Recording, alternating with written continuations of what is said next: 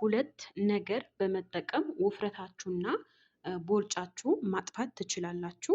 አንደኛ ነገር እናንተ የምትጠቀሙት ነገር ማወቅ አለባችሁ። ዝም ብላችሁ የምትጠቀሙት ከሆነ ምንም አይነት ፋይዳ አያመጣላችሁ። እነዚህ ሁለት ነገሮች አሁን ይሄ ትናንትና ያሳየዋችሁ ሰኑት የሚባለው ነው። እዚህ ጋር ደግሞ ከሙን አለኝ ማለት ነው። ታውቁታላችሁ። አያችሁት? ልዩነታቸው ሰማይና ምድር ነው ማለት ነው። ግን አንድ አይነት ነው የሚመስሉት፣ ግን ከለር ብቻ ነው የሚለየው ማለት ነው። እናንተ የምትጠቀሙት አብዛኞቻችሁ ሰኑት ነው የምትጠቀሙት ማለት ነው። ሰኑት ብቻ ውፍረት አይቀንስም። ሰላም ጤና ይስጥልኝ። በመላው ዓለም ለምትገኙ የእሙ አይመን ቤተሰቦች እንዴት ናችሁ? ደህና ናችሁ ወይ? ሰላም ፍቅር አብዝቼ ለእናንተ እየተመኘሁኝ ዛሬም ደግሞ በተለየ ቪዲዮ መጥቻለሁኝ። ለቤቴ አዲስ ከሆናችሁ ላይክ፣ ሼር፣ ሰብስክራይብ የደውሏል ምልክት ሀሳብ አስተያየታችሁ ኮሜንት ስር ለምታበረታቱኝ ጀዛኩምላሁ ኸይራን አላህ ጀዛችሁን ይክፈላችሁ። አላህ የተመኛችሁትም ርዝቅ አላህ ይክፈትላችሁ፣ ያቀዳችሁትም ያለማችሁትም አላህ ይፈጽምላችሁ እያልኩኝ ቤቴ ግን ስትገቡ ላይክ ማድረጋችሁና ሼር ለጓደኞቻችሁ ማካፈላችሁ እንዳትረሱ። በቀላሉ ሁኔታ ውፍረት መቀነስ ከፈለጋችሁ እናንተ በምታደርጉት ነገራቶች ላይ ጥንቃቄ ማድረግ አለባችሁ። አሁን ምሳሌ እኔ ትላንትና በሰራሁት ቪዲዮ ላይ ትላንት በቲክቶክ ሰራሁት ቪዲዮ ላይ አብዛኞቻችሁ ከሙን አላወቃችሁትም ማለት ነው። ሰኑት ነው እየተጠቀማችሁ ያላችሁት። ለምንድን ነው ውፍረት ያልቀነስኩት? ለምንድን ነው እንደዚህ እየተጠቀምኩኝ ነበረ ዘህራዬ እየቀነስኩኝ አይደለም ምናምን የምትሉኝ ማለት ነው። አንደኛ ነገር ቪዲዮ እስከ መጨረሻ ካላዳመጣችሁት ምንም አይነት ነገር ብትጠቀሙ ለእኔ ኃላፊነት አልወስድም። ምክንያቱም መጀመሪያ ላይ እናንተ መጠቀም የምትፈልጉት ነገር በደንብ ማየት አለባችሁ ማለት ነው። እኔ ደግሞ የምናገራቸው ነገሮች ምንም አይነት ወሬ የለውም። በትክክል ውዕዱን አሳያቸዋለሁ። ውዕዱን እንዴት እንደሚሰራ እንዴት እንደሚደረግ እየነገርኳችሁ እየሰራሁ ነው ያለሁት። ስለዛ ከእናንተ የሚጠበቀው ነገር ምንድን ነው? በደንብ አድርጋችሁ መከታተል ብቻ ነው። አሁን ስቴፕ ባይ ስቴፕ አስረዳቸዋለሁኝ። እናንተ ተከታተሉኝ። እኔ ደግሞ ዛሬ የሰኑትና ከሙን ልዩነት አሳያቸዋለሁ ማለት ነው። አሁን እዚህ ጋር አሁን እዚህ ይሄ ይመስላያችሁት? ይሄ ከሙን ነው። አያችሁት? ከለሩ እንደ እርሳሲ ነው። ገብታችኋል? እንደ እርሳሲ ነው። እዚህ ጋር ደግሞ እንደ ቀጠልያ ነው። እሱ ምንድን ነው? ሰኑት ይባላል ማለት ነው። አያችሁት? ልዩነቱ ሰማይና ምድር ነው ማለት ነው። ስለዛ አብዛኞቻችሁ የምትጠቀሙት እናንተ ሰኑት ነው። ሰኑት ደግሞ የሚጠቅመው ለሆድ ቁርጠት፣ ማቅለሽለሽ ካለባችሁ፣ እንደገና አሁንም የወር አበባ ምናምን ከመጣባችሁ፣ አልወርድም ላላችሁ በጣም አሪፍ ነው ሰኑት ማለት ነው። ገብቷችኋል አይደለም? ስቴፕ በስቴፕ ተከታተሉ። መጀመሪያ ላይ በደንብ አዳምጡ። በደንብ የማታዳምጡ ከሆነ እዚህ ጋር መታችሁ ቪዲዮ ብታዩት ባታዩት ምንም ነገር አይደለም። መጀመሪያ ግን የሚደረገው ነገር በትክክል ማየት መመልከት ግዴታ ነው ማለት ነው። አሁን ምሳሌ ይሄ ሰኑት በጣም ብዙ ጥቅሞች አሉ። የማቅለሽለሽ ባህሪ ካለባችሁ፣ እንደገና አሁንም የወር አበባ መጥቶ አልወርድ ካላችሁ እና ደግሞ የሆድ ቁርጠት ካለባችሁ እጅግ በጣም አሪፍ ነው። አሰራሩ ደግሞ አንድ ማንኪያ ከሙን 2 ኩባያ ውሃ አድርጋችሁ በደንብ አንተክትካችሁ የወር አበባ ጊዜ ወይም ማቅለሽለሽ ምናምን ከተሰማችሁ ወይም ደግሞ በዚህ የሆድ ቁርጠት ምናምን ካለባችሁ የምትጠቀሙት ነገር ነው። ኦኬ። ነገር ግን የውፍረትም ይጠቅማል። ነገር ግን ይሄ ውፍረት እንደ ከሙን አይደርስም። ገብቷችሁ አይደለ? እሱ መጠቀም የምትፈልጉ የሆድ ቁርጠት ምናምን የምትጠቀሙት ከሆነ ችግር የለውም። እኔ ይኸው አስረድቻችኋለሁ። አንድ ማንኪያ ከሙን 2 ኩባያ ውሃ በትንሹ ኩባያ ውሃ ንጹህ ድስት አዘጋጅታችሁ በደንብ አንተክትኩት። እንደ ሻይ በቃ ከለሩ እንደ ሻይ እስከሚቀየር ድረስ ጠብቁት። ከዛ በኋላ ጠዋት ጠዋት በባዶ ሆዳችሁ መጠቀም። ወይም ደግሞ የማቅለሽለሽ ስሜት ካላችሁ ወይም ደግሞ በደንብ ምግብ ከበላችሁ ወይም ደግሞ ታውቃላችሁ እንግዲህ መዳን ቤት ያለ ሰው አሁን ስንት ጊዜ የመስላችሁ ቪዲዮ አቋርጬ የተጠራሁት ማለት ነው። እንግዲህ ምን ማድረግ አይቻልም፣ እንደዛ ነው።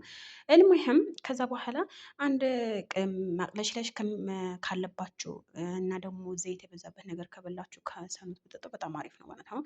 አንደኛ ስብ የማቃጠልን ባህሪ ይኖረዋል። ሁለተኛ ነገር ደግሞ የማቅለሽለሽ ባህሪ ምናምን ካላችሁ በጣም ለጨጓራም ደግሞ በጣም አሪፍ ነው። እሺ አሁን ወደ ከሙንዬ ውፍረት ያስተካከልልኝ የእሱ ውለታ እኔ ከፍዬ አልጨረስም። በነገራችን ላይ ውለታ አለብኝ፣ የከሙን ውለታ ማለት ነው። ያ የከሙን ውለታ ደግሞ የምከፍለው ያድርገኝ።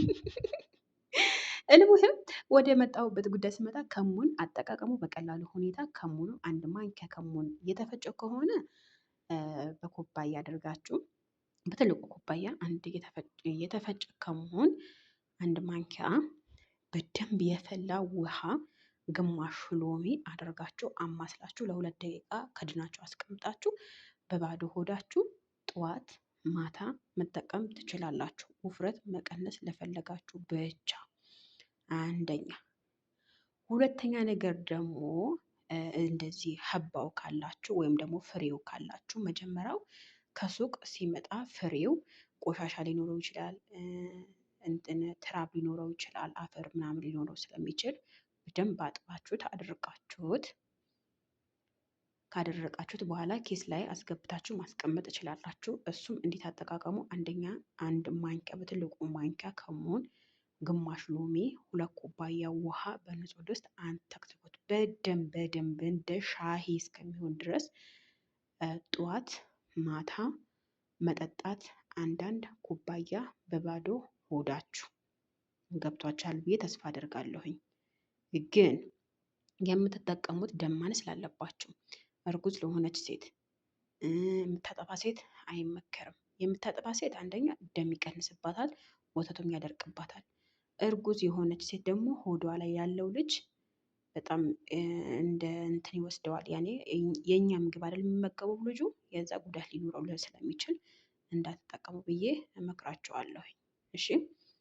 እና ደግሞ ዋናው ነገር እዚህ ጋር ከሙን ስትጠቀሙ ከሱቅ ተፈጭቶ የመጣው ከሙን መጠቀም የለባችሁ። ከሙን ከሱቅ ተፈጭቶ ወይም ደግሞ ተዘጋጅቶ ያለው ከሙን ፍሬው ከሆነ ችግር የለውም። ፍሬው ነው ፈጭታችሁ እናንተ የምትጠቀሙት። ማንተክተክ ካልቻላችሁ ነው። እና ደግሞ ዋናውን ነገር ከታች በኩባያው ላይ ከስር የጠለለው አተላ አይጠጣም። ተጠንቀቁ፣ ኩላሊታችሁ ላይ ወርዶ ስለሚቀመጥባችሁ ማለት ነው። ውሃውን ብቻ ነው የምትጠቀሙት። እና ደግሞ ከሙኑ ተፈጭቶ ተዘጋጅቶ ምናምን የሚመጣ ከሆነ ከሱቅ ላይ እንዳትጠቀሙ፣ ለብዙ በሽታ ተጋላጭ ስለምትሆኑ። አንደኛ ነገር ቅመማ ቅመም ብዙ ሊኖረው ይችላል። ብዙ አይነት ቅመማ ቅመም አለ አይደለ? ያ ቅመማ ቅመም እናንተ የጨጓራ በሽታ፣ የሆድ ድርቀት ምናምን ስለሚያስከትልባችሁ እራሳችሁ ፍሬው ገዝታችሁ መሆን አለበት። ፍሬው እራሳችሁ አዘጋጅታችሁ መሆን አለበት። ፍሬው አዘጋጅታችሁ እራሳችሁ ፈጭታችሁ ቤታችሁ ማስቀመጥ አለባችሁ። ተዘጋጅቶ የሚመጣ ፍሬ እንዳትጠቀሙ። የተዘጋጅቶ የሚመጣው ቅመማ ቅመም ስለሚበዛበት ማለት ነው። በእርግጥም የተረዳችሁኝ ይመስለኛል። ጥያቄ ላላችሁ ኮሜንት ስር አሳውቁኝ። ሀሳብ አስተያየታችሁ ደግሞ በኮሜንት ስር አስቀምጡልኝ። ለጓደኞቻችሁ ለቤተሰቦቻችሁ መጋበዝ እንዳትረሱ።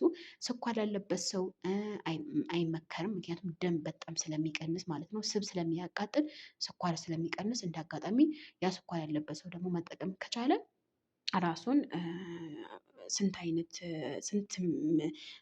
ራሴ መቋቋም እችለዋለሁ ወይ የሚለው ነው። ደም ብዛት ያለበት ሰው መጠቀም ይችላል፣ ደም ስለሚቀንስ ማለት ነው። እንግዲህ የተረዳችሁኝ ይመስለኛል። ነገ ደግሞ በምን ቪዲዮ ልምጣላችሁ? ምን አይነት ቪዲዮ የእግር አለኝ፣ የፊት አለኝ፣ የጥርስ አለኝ፣ ጥርሳችሁ ለጠቆረባችሁ የተለያየ ነገር እሰራላችኋለሁ። ግን ይሄ ቤት መጀመሪያው ላይክ ማድረጋችሁ፣ ሼር ማድረጋችሁ፣ ለጓደኞቻችሁ ማካፈላችሁ እንዳትረሱ። እወዳችኋለሁኝ። በቀጣይ ቪዲዮ እንገናኝ። መልካም ቆይታ